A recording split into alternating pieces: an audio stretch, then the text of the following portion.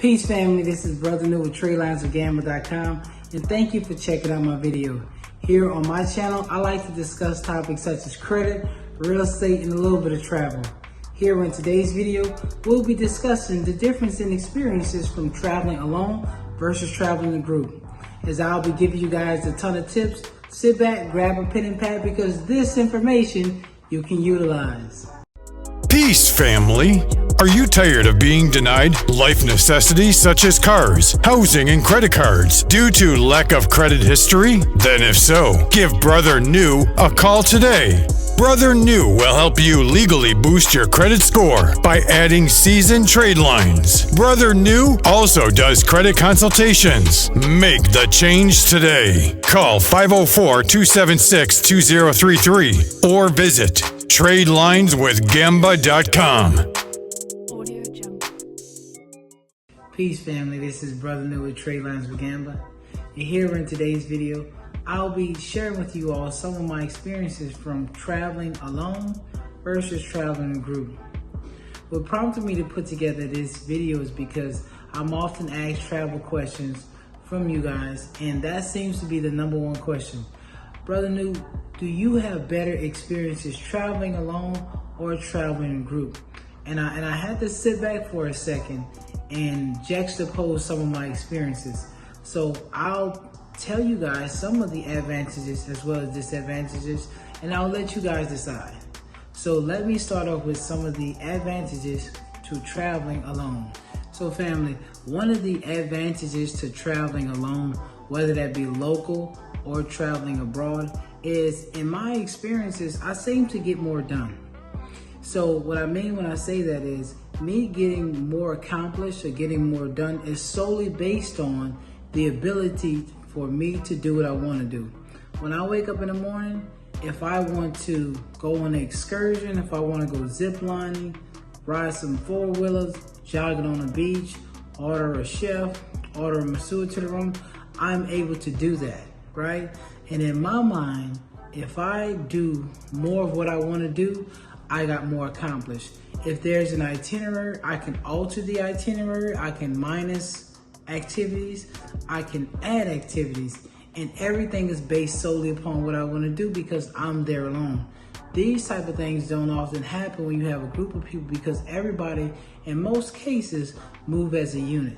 So again, one of the advantages to traveling alone is, in my experience, I get more accomplished because I'm able to do more of what I want to do. So family, another advantage to traveling alone are the potential networking opportunities that exist, whether that be locally or abroad, but in most cases, especially abroad.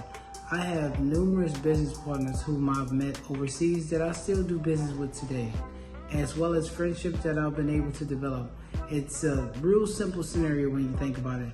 A lot of times you'll have a situation like you may be in a coffee shop ordering a coffee. Somebody may overhear that you have an American accent, and then you guys get to talking, and then the friendship develops from there.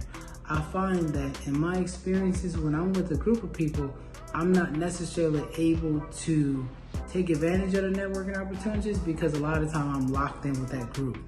So that's another advantage to traveling alone. So now that we've discussed some of the advantages to traveling alone, let's discuss some of the disadvantages. One of the very first things that comes to mind is safety. I myself, the majority of the time I travel, locally or abroad, I'm usually by myself. With that being said, one of the things that I must take into consideration is the way that I move around. I like to adopt a laid-back, low-key, and under-the-radar sort of demeanor and just the way I carry myself. In most cases, there's no need for me to bring along any of the flashy things, especially when I'm abroad, because it's just simply not necessary. If I were with a group of friends, I could sort of let my hair down a little bit more, so to speak, just because I would have other people watching my back. With a group of friends, in some cases, you're a little bit less likely to be approached or potentially harmed by any of the locals. So again, one of the disadvantages to me traveling alone, safety and security, I always have to check, and double check my bag. I always have to watch my surroundings a lot more, and I just move completely different because I'm by myself. One of the other disadvantages of traveling alone is not being able to necessarily capture the moments. anybody who travels alone a lot can tell you, whether it's locally or abroad, there are these situations that happen, and it seems as if they almost only happen because you're by yourself. And it's hard to retell a story because it's like you have to be there to see some of these things and believe some of these things, so to speak. Once upon a time, I was over in Latin America, and I had sailed over to an island. This particular island was it had to be owned by multiple people because it was almost like sectioned off. So at the portion that I was at, I had swim in the pool, I had, play with some of the flamingos that was on the island and different stuff like that. I had ate, and I was like, you know what, let me see what else there is to do. So I took my phones and I put it in a locker, right? Then there was some canoe boats available. So I climbed in a canoe boat and I started rowing, and I started rowing and rowing and rowing. So I rowed to another section of the island. This section of the island had to be owned by some rich developer. So the developer had started building a house that was roughly about 15,000 square feet. It was a modern house. Anybody who knows me personally know that that's my favorite style house, modern houses. This was a 3-story, all-white modern house. If this house was in Miami, Florida, it would have costed upwards about 15 to 20 million, just depending on the features.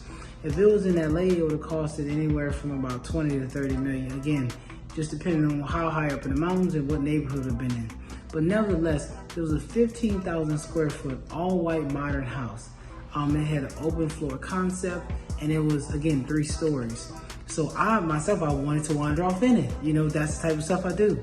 So I rode a canoe over there, I parked it, I hopped out, and I went in the house. Now, mind you, I'm on an island, and I didn't think to wear swimming shoes, so I was bare feet. So I had to kind of like tiptoe almost, right? I found out how to get into the house because it was about 80% complete.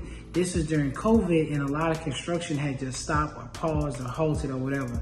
So I went in the house, I walked all through, and this house was gorgeous, right?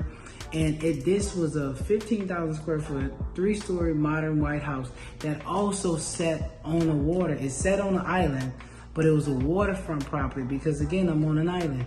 And I walked all through the house, and I just remember being blown away. And not only did I not have anybody with me to, share the story with, I also didn't even have my phone because I had left it in the locker. This type of stuff happens a lot when you travel by yourself because I don't know if it's almost like the universe makes stuff happen when you're by yourself that, like, I'm telling you, it's hard to even tell a story. As amazing as this house is, I'm not doing a good job telling this story. This is one of the things that you have to literally be there to see, an amazing abandoned house. This type of stuff happens often where, like I said, you have these crazy situations, and I feel like right now I'm not even doing a good job telling the story to you guys. I was on an island, I hopped in a canoe, I sailed over, I found an abandoned mansion, you can say, and it was absolutely gorgeous, 80% complete, 15,000 square foot, 3-story, all white, open floor plan, retractable walls, as I like, right? This place was absolutely gorgeous, and I wish I had some pictures where I could have shown you guys. If I ever go back to that island, I'm gonna make sure to bring my phone this time, and I'll have pictures, and I may upload it later. If I find the house again, I'll upload it, and I'll maybe list it as abandoned island house or something like that. But nevertheless, when you travel alone, one of the disadvantages is you're not always able to capture the moment, so to speak, and it's cool to have a person that you can share that moment with. Like, if I was with one of my buddies, this would have been insane, and we could have still been able to talk about this today. But the fact that I was by myself, I don't have no pictures, no video of it. It's just one of those super, super cool situations that happened because I was by myself. And again, I do a terrible job at telling the story as I'm doing now.